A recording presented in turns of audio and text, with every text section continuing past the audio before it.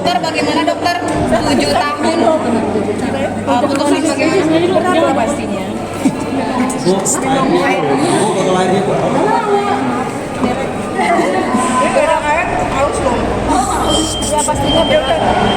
Tadi ngobrolin apa di dalam sama Amar? Ngobrolin langkah-langkahnya.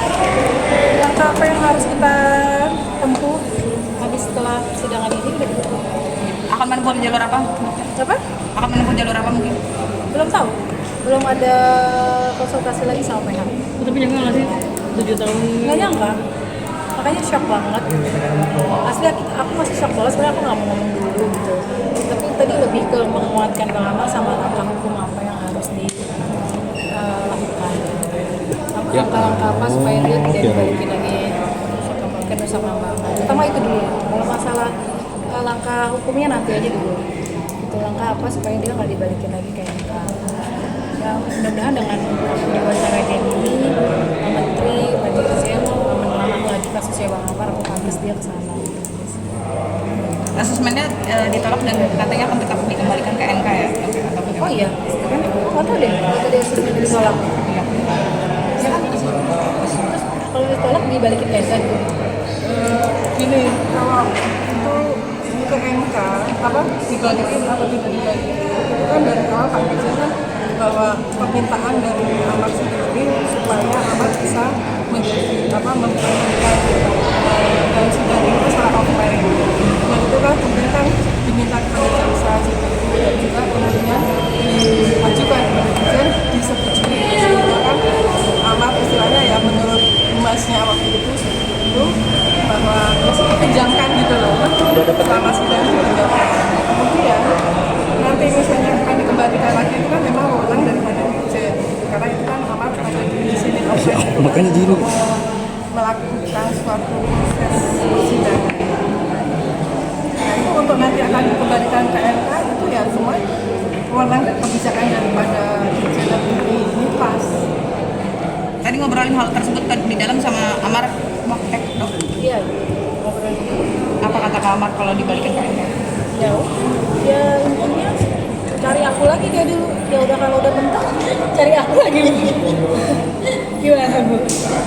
Jadi gini ya, dokter dengan Amar itu udah sama suka, cinta sama cinta. Ada pihak lain yang memisahkan itu tidak punya hak untuk memisahkan, melarang untuk mereka berpacaran ini. Hatinya Amar ada di situ. Tetapi kalau kemudian ada pihak yang ingin membebaskan, kemudian tidak dikirim Nusa Kambangan, itu adalah tujuan baik. Tetapi tujuan baik jangan kemudian diimbalkan ada kemudian dosa atau ada ini embel-embelnya. Nggak boleh begini, nggak boleh gitu. Itu kan tidak boleh. Ya, karena upaya-upaya hukum seperti ini di Indonesia itu hukum itu juga tidak bisa dibeli. Ini suatu bukti bahwa tidak bisa dibeli. Buktinya kalau memang itu bisa dibeli, bebas pastinya. Buktinya? Kan sekarang kan 7 tahun. Saya masih mengatakan Amar itu sebagai penyalahguna narkotika, yaitu rehabilitasi, tapi ketika kemudian tadi assessment tidak bisa dilakukan assessment, dia tidak memberikan independent assessment, berarti kan tidak ada upaya untuk melakukan rehabilitasi gitu. Bunda, kalau bisa dibilang bahwa ternyata tadi yang dijelaskan oleh hakim sendiri kurang lebihnya banyak peran dari Bang Amar sendiri dan akhirnya kemungkinan Bang Amar sendiri mendapatkan putusan yang paling tinggi nih, Bunda. Bunda sendiri berarti adanya ketidakadilan atau bagaimana nih, Bunda? Ya kalau menurut saya menurut saya itu karena yang di saksi jaksa itu yang ada video yang ditampilkan itu menurut saya itu tidak menjadi sebagai barang bukti melekat. Barang bukti melekat ini ada ini di sini milik saya kayak gitu, itu melekat. Ini kan enggak. Ketika ditemukan barangnya tidak ada di alamat, tidak ada di uang tersebut.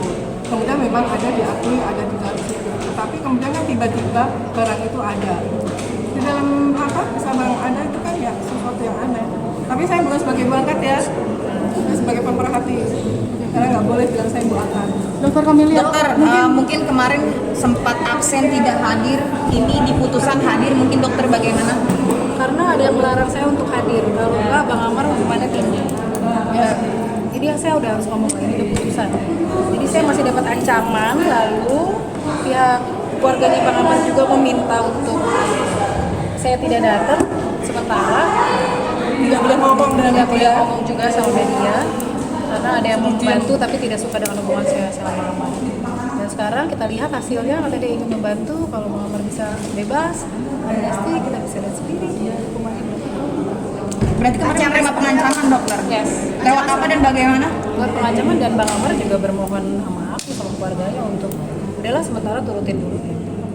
Nah, tadi abis ketemu sama Bang Amar sudah menuruti semua itu, bagaimana responnya? Ya udah.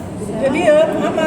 Iya, sekarang kalau Kan ini kan suatu bukti gitu bahwa dengan keinginan begini, keinginan gitu, melarang ini, melarang itu kan bukan dia orang untuk memutuskan hukuman. Ya kan? Kita kan tahu semua wong ini sidang juga terbuka. Kita tahu prosesnya seperti apa. Tapi kemudian ada pihak-pihak lain yang ikut dalam hal itu dan sudah lama mengenal dengan keluarga, sebenarnya itu nggak masalah itu. Kenapa kemudian memberikan kekuatan untuk kita menjadi satu tim?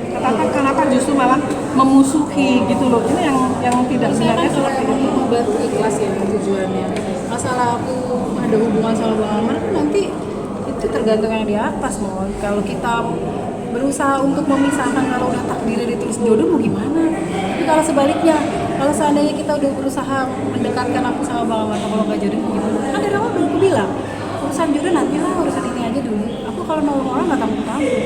Sekarang kalau bukan nolong juga ya, nanti Bang Amar juga marah. Sekarang aku juga nggak mungkin cuma teman biasa sama Bang Amar udah kayak begini, habis pikiran, tenaga. Nggak mungkin kalau nggak ada rasa cinta.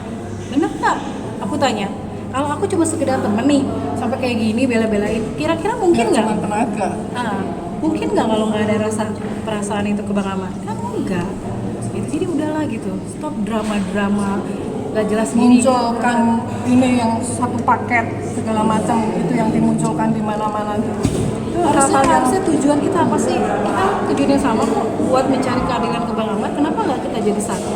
Toh saya lebih muda, saya minta maaf. Kalau emang saya ada salah, saya minta maaf mau. Gitu.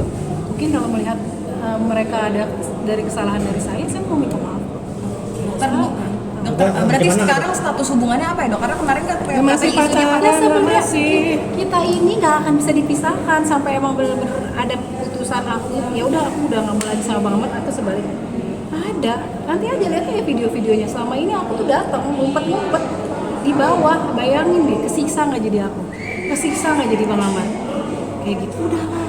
Kalau mau bantu orang ya udah yang ikhlas aja. Aku juga nggak minta imbalan apa-apa kok sama Bang Amar. Kalau jodoh ya udah, kalau enggak ya nggak apa-apa. Gitu. Aku cuma pengen dia tuh orang baik aja gitu. Aku yakin dia bisa berubah, Bang Amar tuh bisa berubah gitu. Dengan dukungan support keluarga yang benar-benar mensupport ya gitu, tanpa ada embel-embel gitu. Terdakwa 2 Ardian Prasetyo dihakimi oleh karena itu dengan pidana penjara selama 5 tahun dan pidana penjara yang harus dibayar dalam jangka waktu 1 bulan dan dapat diperpanjang menjadi paling lama 1 bulan saja. Terdakwa 6 Muhammad Amar Akbar alias Amar Sunyi oleh karena itu dengan pidana penjara selama 7 tahun dan pidana penjara sejumlah 1 miliar rupiah yang harus dibayar dalam jangka waktu 1 bulan dan dapat diperpanjang menjadi paling lama 1 bulan sejak putusan ditetapkan tetap.